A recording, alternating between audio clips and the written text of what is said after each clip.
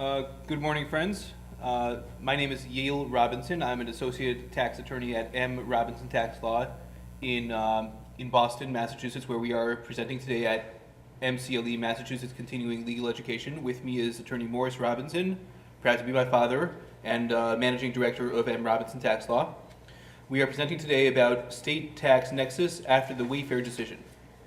On June 21, last week, the U.S. Supreme Court decided in favor of the states in South Dakota versus Wayfair Incorporated. This will allow states to assert sales tax nexus against out-of-state sellers selling to in-state customers. And as you will see, the implications of this go to all of the states that have sales tax. It is not just about South Dakota. If it were just about South Dakota, we wouldn't be here today. And we will explain that in detail as we go along. Next slide. Where's the keyboard? First, a brief housekeeping notice. And the housekeeping notice is that we're dealing with a complex, nuanced, evolving field of law. The law is different today than it was last week. And next week, the law will be different than it is today. So please don't consider this seminar to be legal or tax accounting advice. Go to your tax advisor for that. If you are participating in person, you will receive continuing professional education for CPAs. If you are participating online, you will not. Next slide. What we will be talking about, this is all about nexus, which is basically the ability of a state to tax. But it's more than that.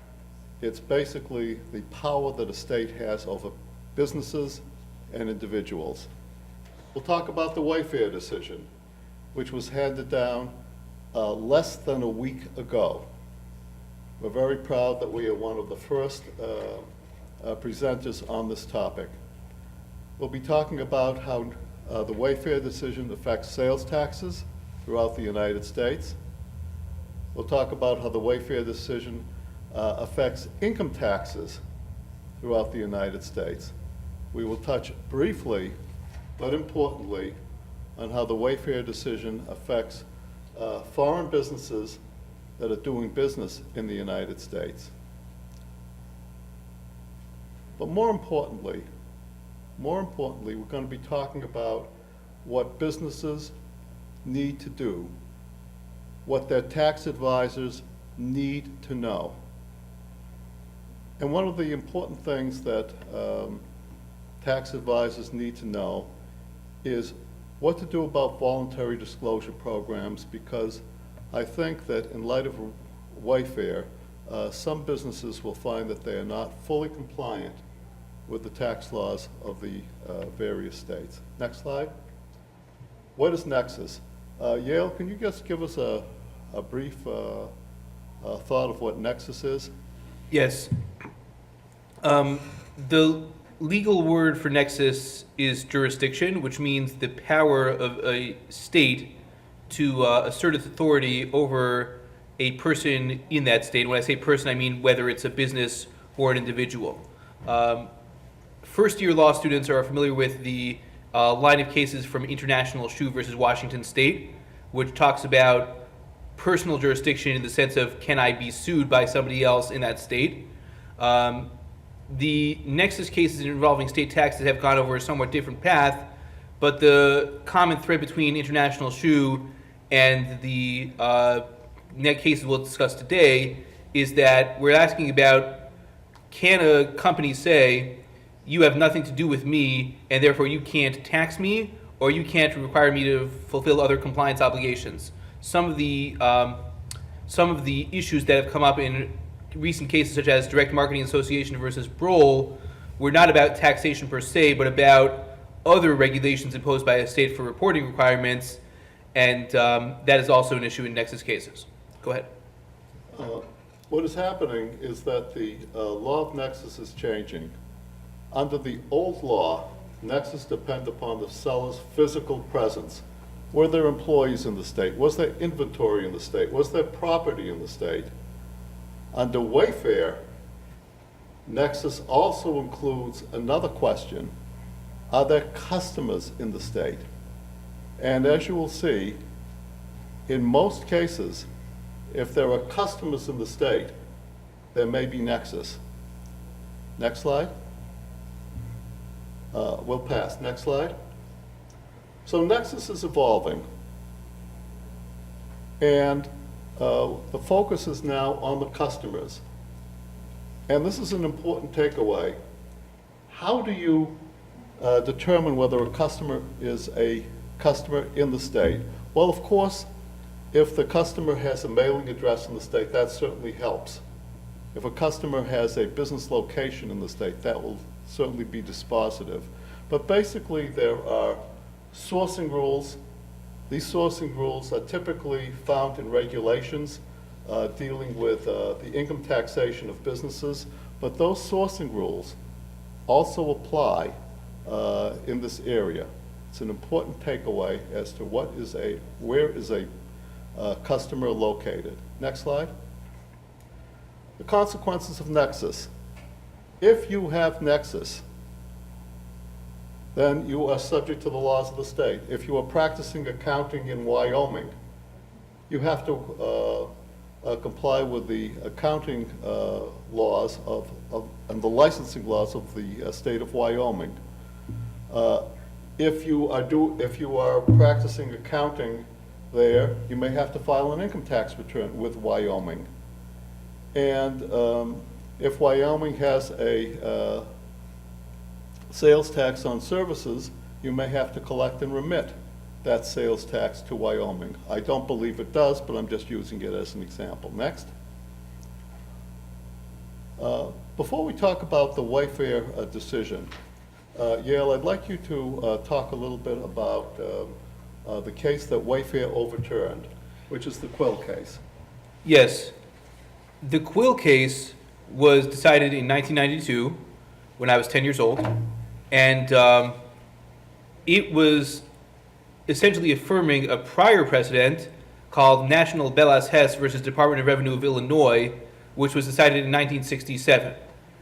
And so we have these two cases, 1967 and 1992, and the common thread between them is that, in just specifically about Quill, it involved Quill Corporation, which was a direct mail order catalog, and they delivered catalogs into North Dakota, and North Dakota customers ordered products, goods from Quill Corporation that were delivered into North Dakota by common carrier, by regular mail or UPS. And there was a disagreement on the court about the significance of that interaction with North Dakota. And so the majority, the 5 justices, said that that is not enough of a presence in North Dakota to entitle North Dakota to tax that out-of-state company. And the justification for that was based on the Commerce Clause. There were 2 analyses. There was the Due Process Clause and the Commerce Clause. The Due Process Clause is the general type of analysis that I mentioned before with international shoe.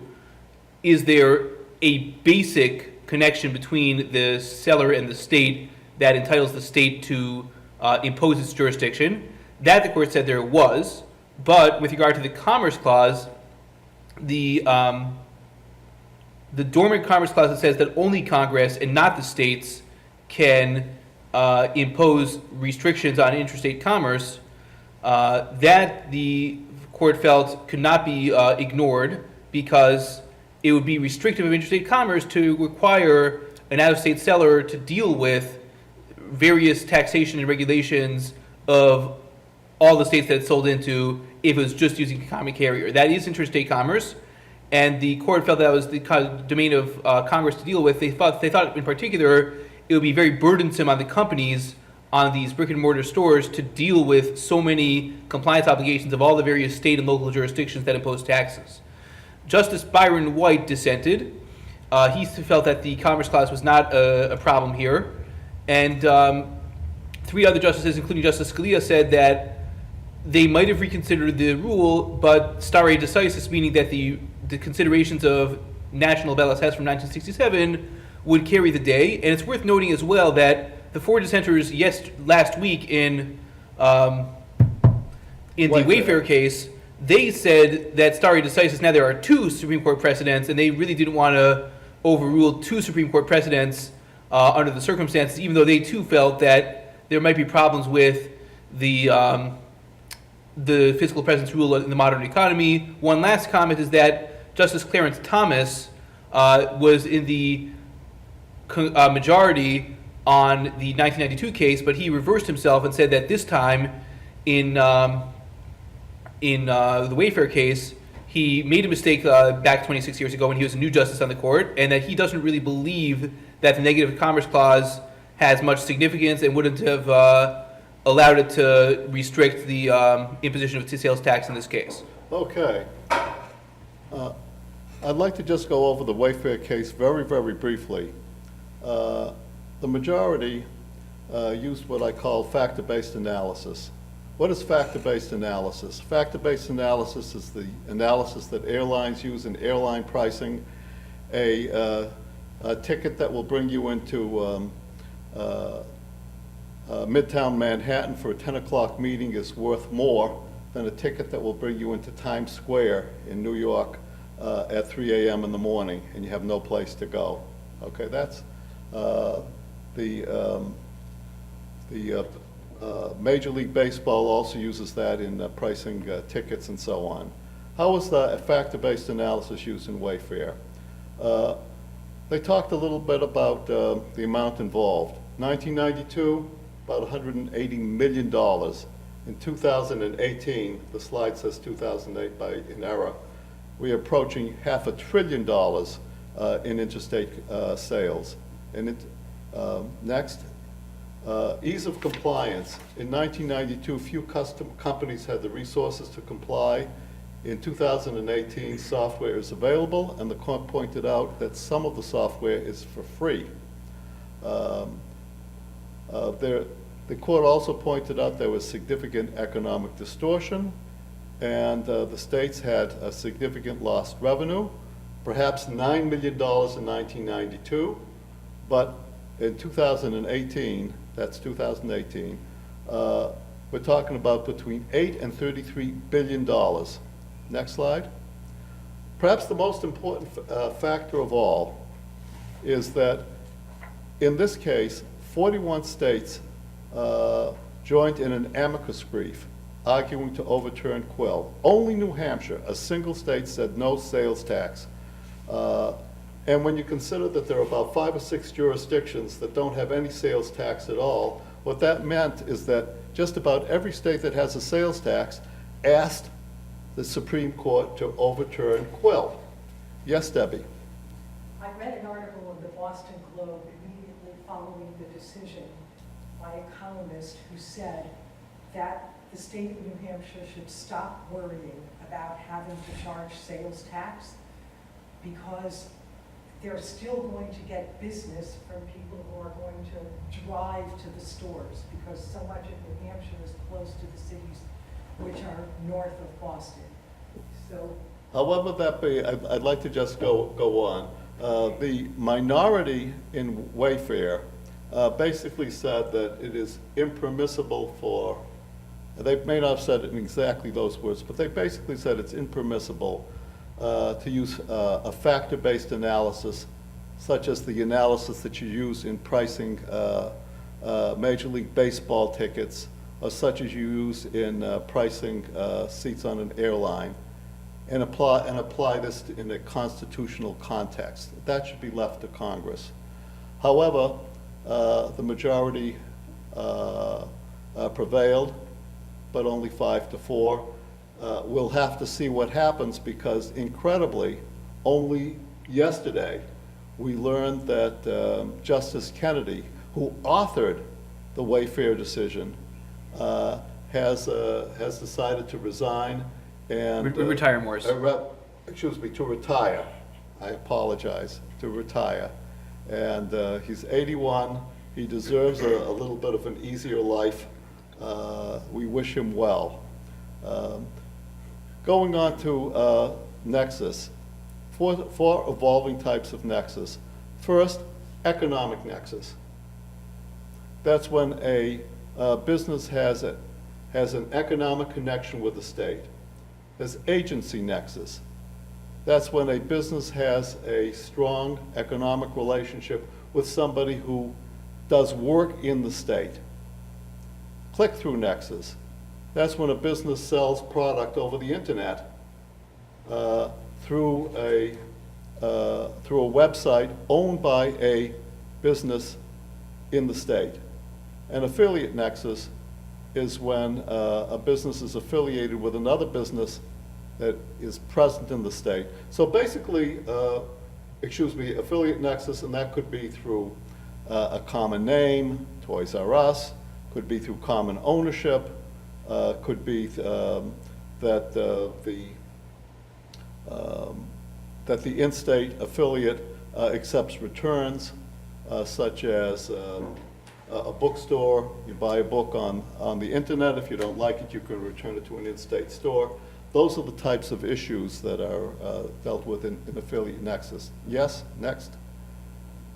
Okay, and when we talk about economic nexus, we have to make clear that we're talking about economic nexus in two contexts. The first context is the income tax context. For example, in Massachusetts, Massachusetts taxes interest derived from credit card customers who live in Massachusetts, even though the credit card company that charges the interest is located outside of Massachusetts. Massachusetts also taxes royalty income derived from the use of intangible personal property in Massachusetts. There are also sales tax economic nexus. And again, you have to have a statute. Typically, if a company has $100,000 or more in sales, or 200 transactions in the state, there may be a sales tax nexus. And according to the Multi-State Tax Commission, the following states have this type of sales tax economic nexus. Yale? And I emphasize this is a partial list. There are more that are not on the slide. I just kept it short for fitting it on one slide.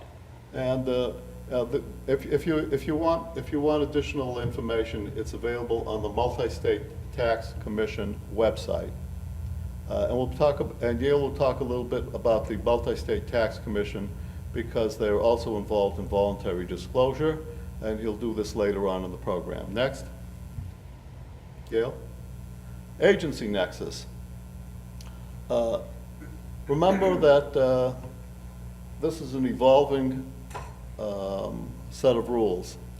And until recently, you needed to have some physical presence in the state. And so there are a number of cases, I think this is based on case law, where you have an in-state agent. An agent doesn't mean, let me be clear, an agent doesn't mean that the agent has the right to bind somebody to a contract. Agency doesn't mean that you have the right to go into somebody's bank account. What agency means is that there is a close, intimate relationship. For example, you have an out-of-state widget manufacturer, say in Florida. I had a case like this. And the widget manufacturer had sold his widgets. These were complicated pieces of equipment in perhaps 20 different states. And in each of these states, the widget manufacturer had people who had a signed contract, what they would do, what they wouldn't do, when they would do it, how they would handle repairs, how they would handle setups, how they would handle returns. Clearly, these in-state service providers provided in-state nexus for the Florida widget manufacturer. Also, another possibility is suppose that a wholesaler simply provides information to an in-state agent and tells the in-state agent, if you sell this for me, I will provide you with a commission. I'll give you 5% for whatever you sell. That type of a commission relationship is treated as an agency relationship and can subject the out-of-state seller to sales taxation. Next slide. Click-through nexus. If you're selling property on the internet, and under typically these laws require that that there be a certain level of sales or a certain number of sales, but if you're selling on the internet and the owner of the website is located in the state, then the vendor has the out-of-state vendor has a nexus with that state and has to file sales tax. Next slide. And affiliate nexus, I think we talked about that already. Next slide. There were also notice and reporting laws. Colorado had one. In fact, Yale mentioned it. That was the Brule case. Am I right, Yale? Yes. Okay.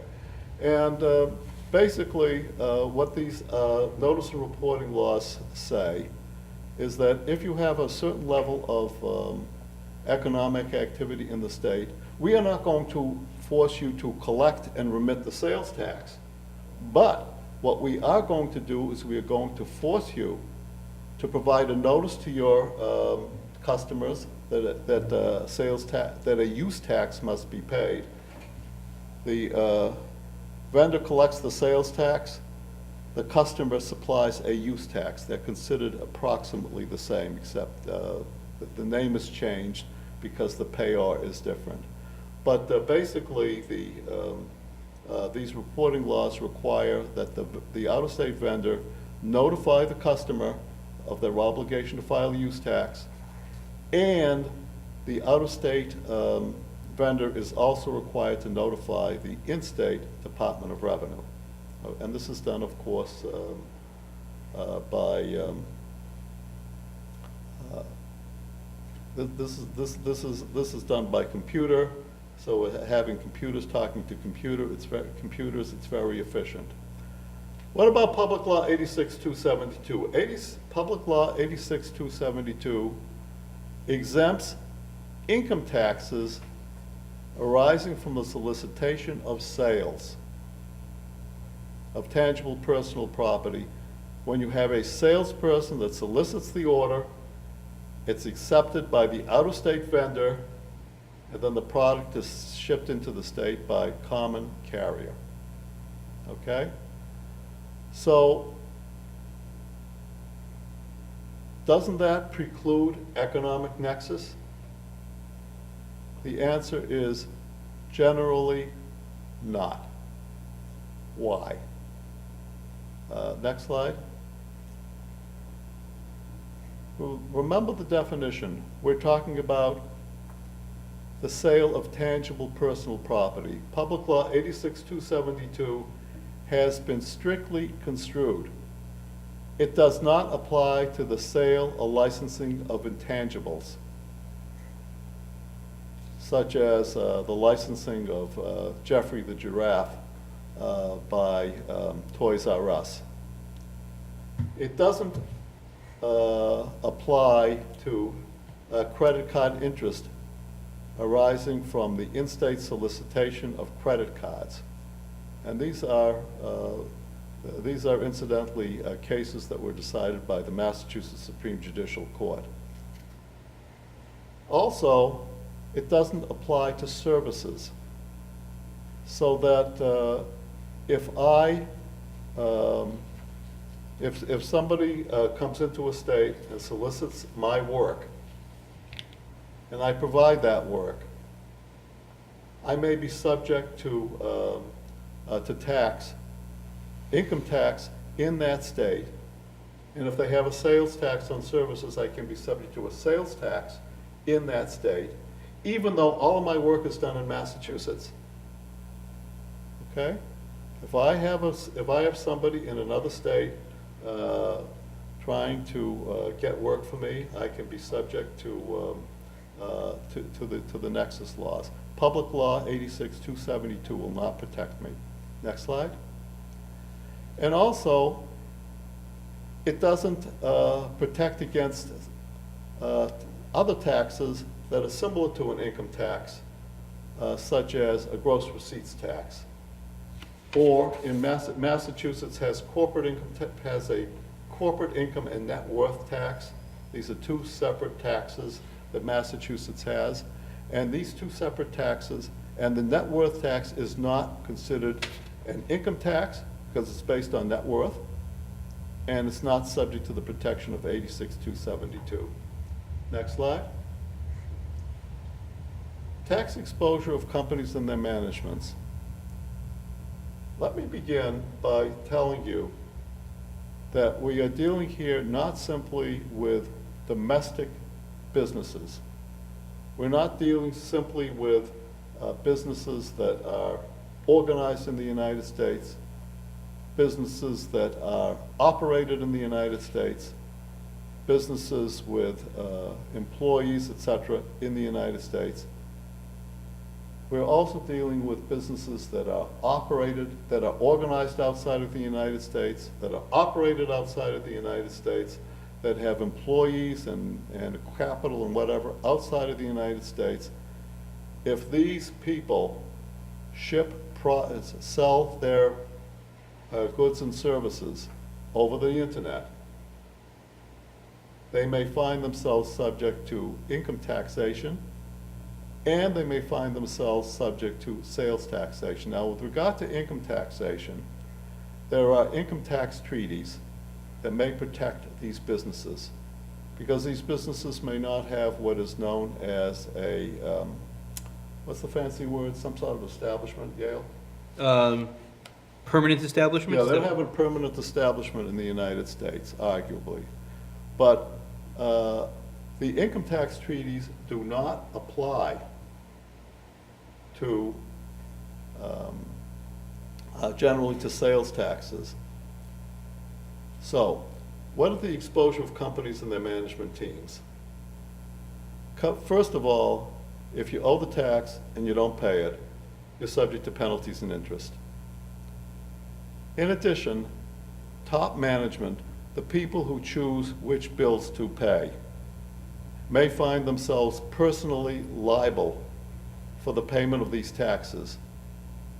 And in Massachusetts, the CEO and the CFO, and I had a case like this, are also subject to not only the unpaid sales tax or use tax, they're also subject to the related penalties and the related interest. It's a big number. The taxes build up quickly. And one of our focuses today is what the companies do in light of Wayfair. Next slide. Just to give a quick example, which you could probably look at yourself. Suppose a company is selling $75,000 a week into Massachusetts. That's $4 million a year. The sales tax at 6% is in the neighborhood of $250,000. You throw in penalties and interest, and it can be $375,000 per year. And if you multiply that by 3 or 4 years, you are now up to $1.5 million. For a small company, that can be crippling. And finally, people who choose, just go back a single, who choose intentionally not to report because their neighbors haven't reported yet, might even find themselves subject to criminal penalties. Though I doubt very much that very many people are going to be asserting criminal penalties against everyone, because what people really want is voluntary compliance. Next slide. So what should you do if you are a company that is selling interstate? What should you think about if you are an advisor advising a company that sells interstate. I'm not simply saying on the internet, but selling interstate. The first question is, where are the customers located? Where are most of the customers located? Where is most of the gross income? Where does the company maintain offices? And then, focusing on the most part, ask, are we fully compliant in each of those states? Are we fully compliant with income taxes? Are we fully compliant with sales taxes? Next slide. Consider using tax software. There are perhaps 12,000 overlapping sales tax jurisdictions in the United States. It would require an army of people to keep track of everything. There are many vendors who are willing to sell tax software, and Amazon may make its tax software available to people who ask. There is a streamlined sales tax commission, you can find them on the internet, that makes sales tax software available free of charge. There are about 20 states that are in this compact. It's different from the Multi-State Tax Commission, and it is mentioned incidentally in the Wayfair case. Next item. So let's talk a little bit about what are the characteristics of a good software program. Now, I don't sell software, and I'm not a software program expert. But if you think about it a little bit, here are the characteristics that good software need to have. First, it should apply to the roughly 12,000 overlapping jurisdictions.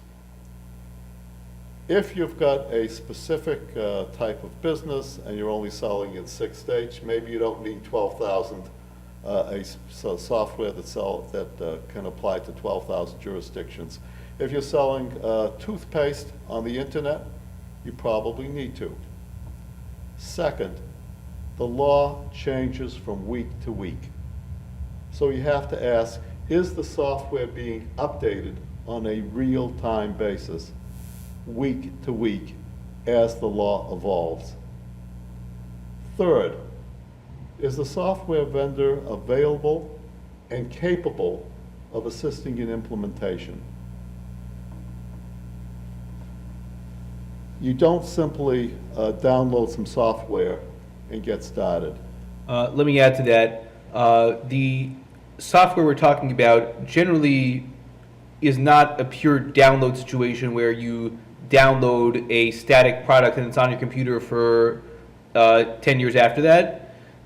You need to have access to updates. A lot of the software is the sort of software where you log into an internet site similar to Lexis or Westlaw, and that is actively monitored by the back office team of Oracle, SAP, Thomson Reuters, Sovos Compliance, et cetera, all these names. They have people who are watching this that you don't have to. Well, thank you very much. Like I said, the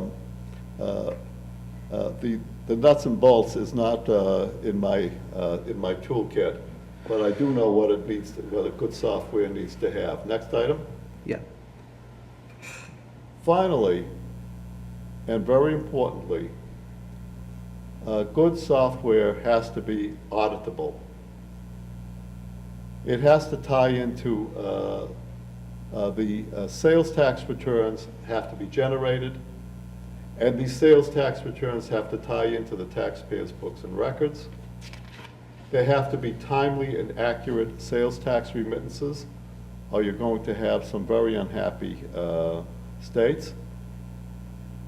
Not everybody is subject to a sales tax. Take universities. Some branches of a university are subject to sales tax, and some are not. And so the sales tax software has to be able to generate appropriate exemption certificates. And these exemption certificates have to be available should the taxing jurisdiction decide to audit. No exemption certificate, it's taxable. And I remember once handling an audit, a big exemption certificate from MIT came in as the auditor was doing the audit, and the auditor basically said, you know, Morris, if all exemption certificates aren't in at the time that I complete the audit, it's taxable, and you can take an appeal. Well, it came in as we were working through the audit. And then, of course, sometimes people purchase in order to resell. They're retailers. And so what they have to do is they have to give the widget manufacturer a resale certificate. And all this needs to be done automatically through the software so that people really aren't involved. And this information has to be available to the taxing jurisdictions should they choose and when they choose to conduct their audit. Next. At this point, I want you to go on to the next slide. Before we talk about voluntary disclosure, it is not inappropriate to consider registering a business.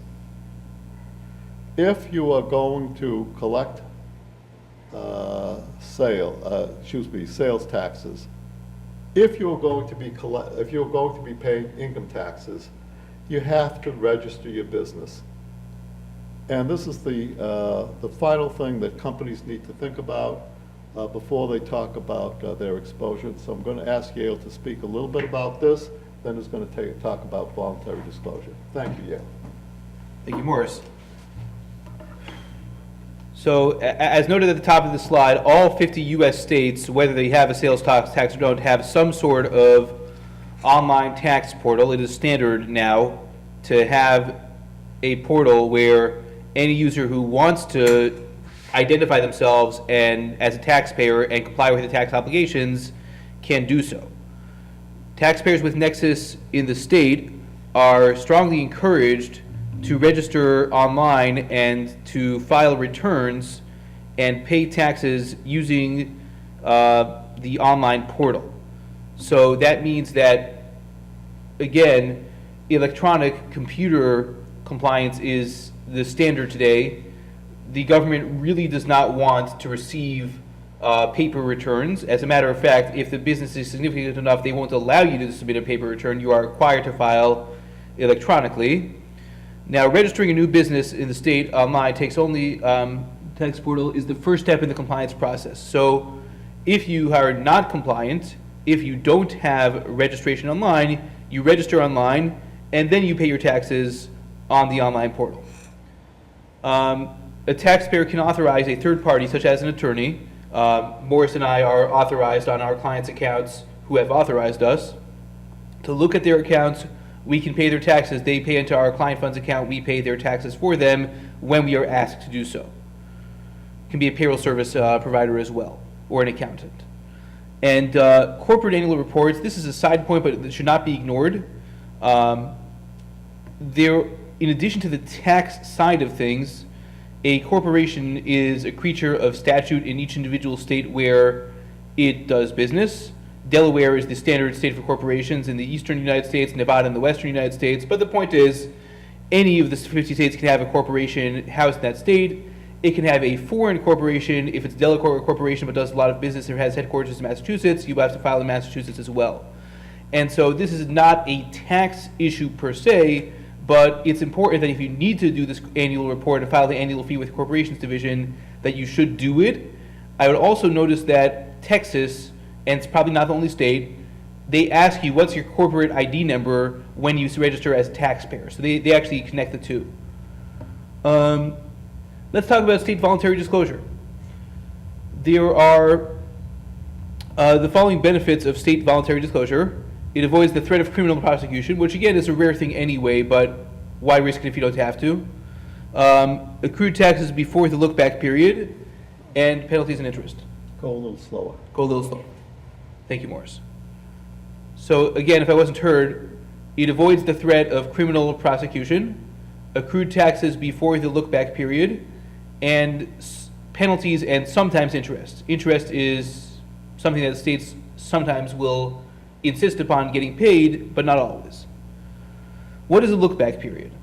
The look-back period is the amount of time that a taxpayer must go back and get their records in order and file returns over the last several years in order to comply.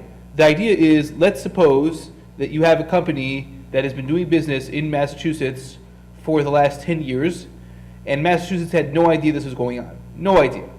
So this company does a voluntary disclosure. Does it have to report the taxes for all 10 years going back to 2008?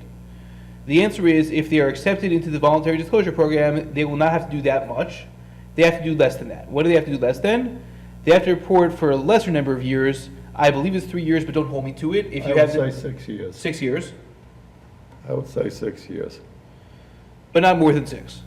Look-back periods range from 3 to 6 years, and the Multi-State Tax Commission publishes a spreadsheet on its website, which is available at the link below on the bottom of this slide. Some states do require a 5-year look-back period. Those are Delaware, Iowa, and Montana. 4 years look-back periods are in Kentucky, Maryland, Michigan, Texas, Washington State, and Wisconsin. Colorado and Minnesota have 4 years for income tax, 36 months, which is 3 years for sales tax. Most other states have a 3-year look-back. The Multi-State Tax Commission operates the Multi-State Voluntary Disclosure Programs. This is a companion program or parallel to the individual states' voluntary disclosure programs. In your handouts, you received towards the back of the right-hand side of your folder an article published by Morris in State Tax Notes in January 2016, State Voluntary Disclosure Programs and Overview. If you look at that handout, you'll see references to several individual states and what they do, as well as the Multi-State Tax Commission in broad outline. The Multi-State Tax Commission in the fiscal year ending June 30, 2017, collected approximately $20 million from a total of 431 businesses in their National Nexus Program voluntary disclosure. The average for the voluntary disclosure submissions was $45,000, and that was the combined amount that was distributed from the Multi-State Tax Commission to each individual state that was going to collect their tax. And all this work was done by a small team. Just to give a comparison, our office at M. Robinson currently has 4 full-time professionals, and how do I say this? The Multi-State Tax Commission National Nexus Program also has 4 full-time equivalents. That's all it takes to get the voluntary submission of $20 million a year. They did have to add staff for the temporary staff for the Amnesty. amnesty that they did last year with fulfillment by Amazon vendors. Voluntary disclosure is not amnesty. It does not absolve a taxpayer of unfiled returns and unpaid taxes. There are some states, and what I mean by this is that you have to file returns under the look-back period for those years. You don't get forgiven the look-back years, you just have to file the look-back years, you get forgiven prior to the look-back years. Now, there are a couple of amnesty programs going on. These are on an ad hoc basis, and every year there are a few states that do this. Alabama has one from July 1, which is next week, through September 30, 2018. Anybody watching us on the internet has tax exposure in Alabama. You might want to get your amnesty in by September 30th. And Connecticut, which is much closer to here in Massachusetts, Connecticut has a fresh start program through November 30, 2018. So keep an eye out for that if you have nexus in those states. Yale, if I could just mention, there is a possibility, at least in my mind, that because of the new Wayfair case, that other states may decide to offer a short, one-time amnesty. Well, every time it's always a one-time amnesty, but I think it would be an amnesty of fairly short duration to encourage people to get into compliance so that they will be in compliance with Wayfair. And of course, this is something that we should be monitoring perhaps on a weekly basis. I would add to that that there have been a few proposals to do an amnesty for the Wayfair issue that would not require a look-back period. In other words, a pure amnesty. I saw Attorney Lohman, Lohman, from Missouri, St. Louis, Missouri. She was at one time the Commissioner of Revenue for that state. And in April, she presented to Richard Cram, the head of the National Nexus Program at the Multi-State Tax Commission, a proposal that whether Wayfair would be decided in favor or against the states, she wanted to suggest that the Multi-State Tax Commission allow a no look-back period amnesty for vendors with economic nexus that is questionable. In other words, they say there is some ambiguity as to whether we have nexus, but we'll just play it safe, but not have to do a look-back period. As far as I know, that has not been acted upon, although with Wayfair being decided in favor of the states, I think that is an idea worth considering. We will see what happens there. I've also read that in Massachusetts, Governor Baker is considering legislation that would do something similar just in Massachusetts. We will see what happens there as well. Voluntary disclosure is not a collection alternative. That means that a vendor that has already collected sales tax from its customers must pay over that sales tax to the Commissioner of Revenue. This is a very serious issue and cannot be waived on the basis of voluntary disclosure because that is the government's money at that point. The taxpayers are seeking to quantify unreported tax liability, avoid criminal responsibility, avoid penalties and interest to the extent possible, and clarify obligations on an ongoing basis. What the states get out of this voluntary disclosure process is two things. They get the idea of not having to chase people for money, which costs money for them, and resources and people. And they also get a taxpayer who will be compliant on a going forward basis. One thing I should warn everyone here is that once a state has nexus over a business, it's very hard for the business to get out of nexus on a going forward basis. There are many businesses that are reporting in small states that just keep doing it because trying to stop doing it and explain, oh, we don't have nexus anymore, is more trouble than it's worth. So when you come into nexus with a state, hopefully the business keeps on growing and gets into more states and is profitable, but that is an issue to watch for. Who should represent the taxpayer? A little slower. I'm sorry, who should represent the taxpayer? The alternatives are the company personnel, the company's CPA, or a tax attorney. The benefit of using a tax attorney is that for legal issues that go beyond simple tax return preparation, a tax attorney is protected by the attorney-client privilege. See the line of cases from Textron Incorporated and onward. I'll skip this slide. Actually, no, I won't. Voluntary disclosure negates the potential for criminal prosecution of non-willful noncompliance. As a general matter, most companies that are not reporting in a particular state are not reporting because they don't think they have to. And either nobody's looked at it or they don't know how much their sales are. As we mentioned before, the economic nexus arises on the basis of either the transaction number or the number of transactions or the gross sales dollar amount. Either one will get you there. And many companies may simply be unaware that they have met these thresholds. So that is not a willful situation, that's non-willful. But hypothetically, if it were willful, you would have to talk to an attorney and see if there's any other way to get in compliance without exposing yourself to criminal liability. Morris, you have anything to add to that? Yes, I do.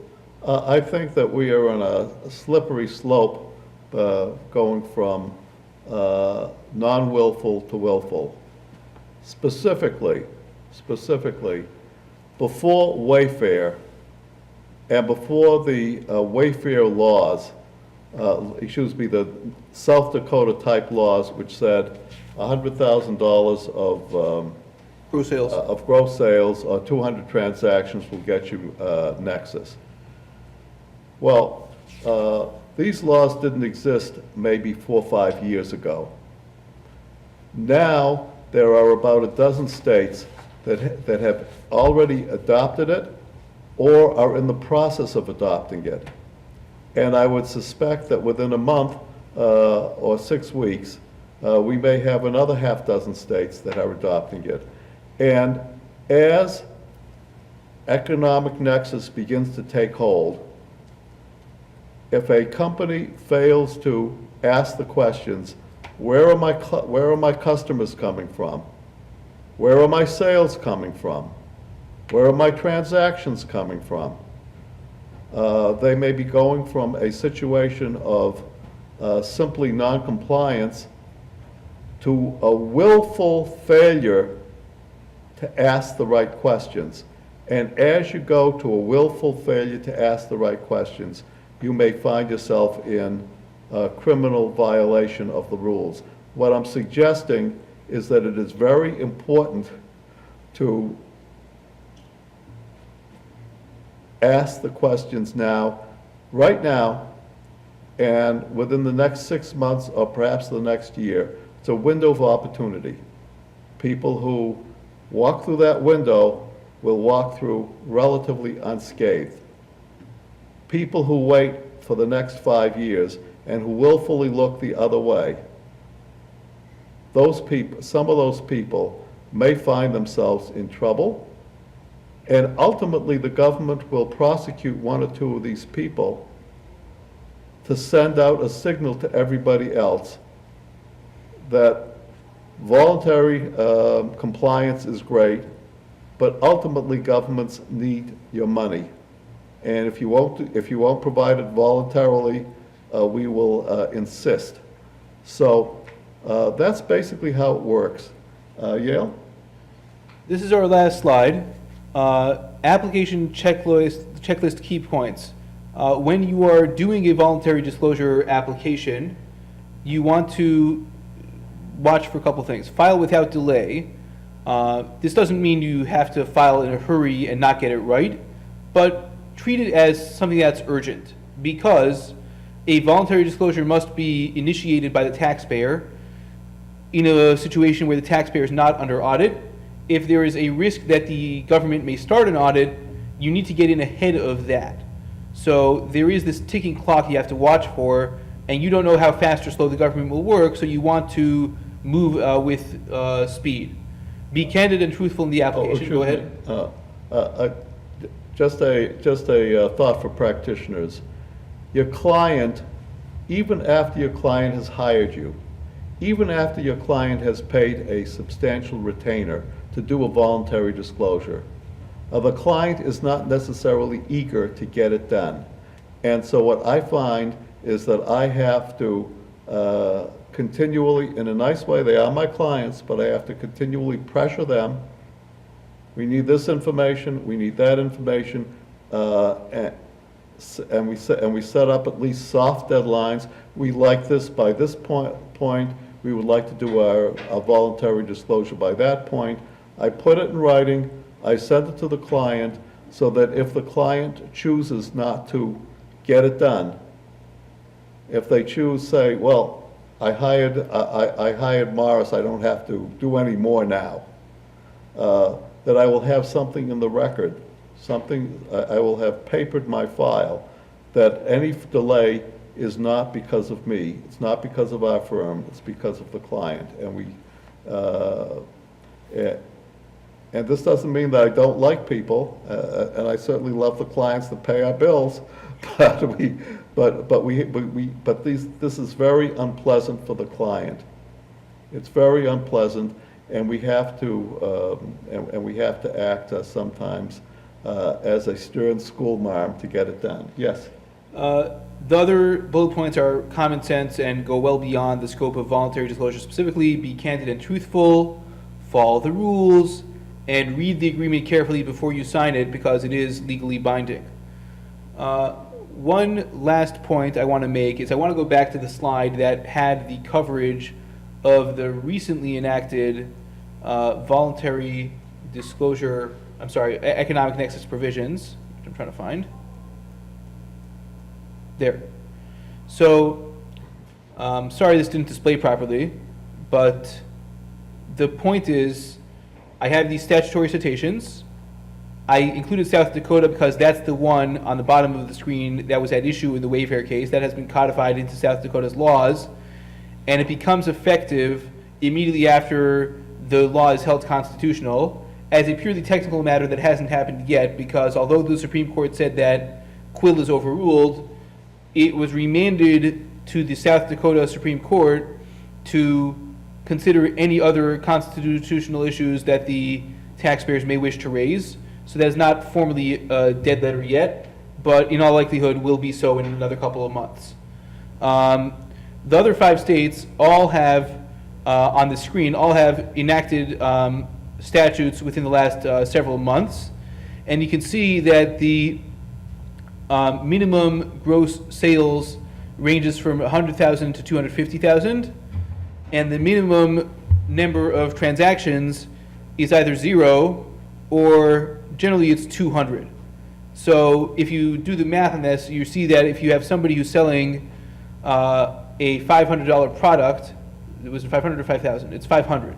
500. $500 product times 200, that gets you to 100,000. So that's what they're thinking is an average situation for a large product such as furniture or televisions. But if you happen to be selling something that's a smaller product like knickknacks, that you could get the 200 transactions well before you get to $100,000 of sales. Conversely, if you're selling cars, I mean, that's a separate story entirely, but you could get to 100,000 with just like 5 cars, and that too would do it. So it's an either or. And again, you see the effective dates on the right-hand column. This is very important. Some states have effective dates of January 1, 2019. Some states have effective dates of July 1, 2018, which means that your software vendor has to flip the switch, and it is basically flipping a switch as from non-taxable to taxable on this type of transaction with the input parameters that you give it. That has to take effect in 3 days from now. So this is a hot area if you are dealing with Hawaii or Kentucky or other states that have a July 1st effective date. You got to watch out for that if you are doing sales into those states, or enough sales to be under these provisions. That's all I have to say. Any questions? Well, if you Yeah, have, quick question from Debbie. What do you think is going to be the upcoming activity by the media? Morris Robinson mentioned that he thinks there is soon going to be publicity about a test case that the states or United States government will make for vendors who are not compliant. I recall with the UBS cases that there were some horrible stories, dreadful stories of a couple of men who were thrown into prison because they tried to cheat on the offshore voluntary disclosure program and investments. What do you think is going to be an example of that's a case?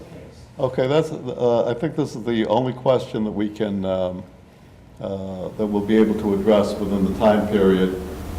If you wish, you can call our office or email us, and we will be happy to respond. But specifically, in the UBS case,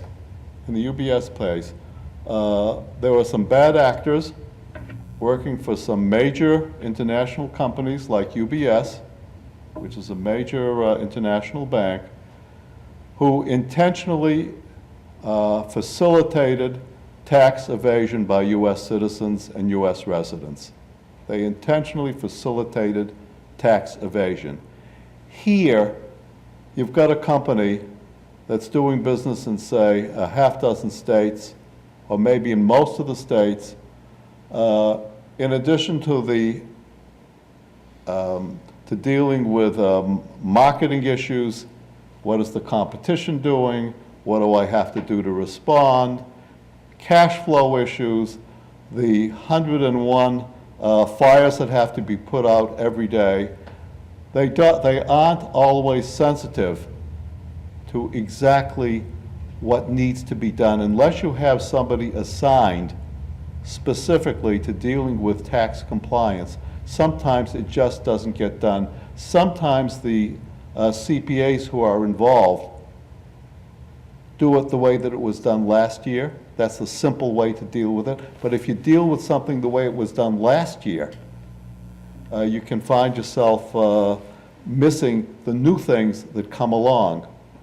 You're doing business in a new state, but nobody tells the CPAs. And the CPAs don't file an income tax return. And then 2 years go by, or 3 years go by, and the CPAs still haven't found out because nobody's told them. Because the sales department doesn't feel that it is their responsibility to talk to the accountants, right? And so problems develop. I don't think that there are going to be any major criminal situations I agree. immediately. I think that those are going to be 2, 3, perhaps 5 years down the road. But once the word gets out, once we go from, well, we didn't quite know, to we willfully chose not to look, at that point, there will be some criminal prosecutions. At that point, the responsible parties, the people who willfully look the other way, will find themselves personally responsible for tax, penalty, and interest. And this tax, penalty, and interest may not be dischargeable in bankruptcy. It's a major issue. And so the point that we're trying to make, and the final takeaway point that we have, is that it is not bad business policy to simply comply with the rules. The rules are changing, the rules are evolving. It is important to know what the rules are today. It is important to comply. Those who comply will be not only avoiding problems down the road, but they'll also free themselves from the distraction of dealing with these problems down the road. And these will be the people who, since they are free of those distractions, will be able to focus on building their business and making it successful. And with this, I want to thank everybody for participating. And if we can be of assistance, give us a call. Be well.